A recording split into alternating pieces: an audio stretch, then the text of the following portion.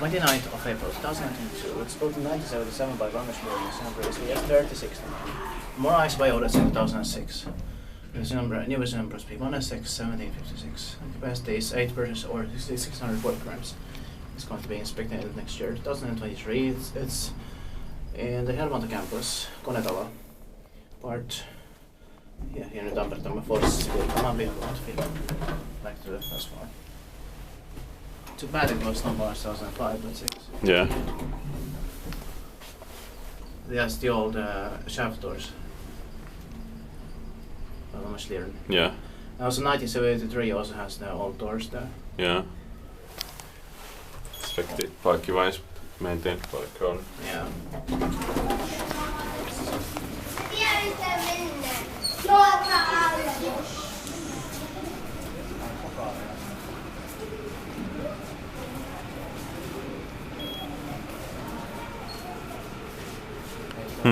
Yeah, it's broken, typical crap disc quality. Yeah. So that's it. That is all. Yeah.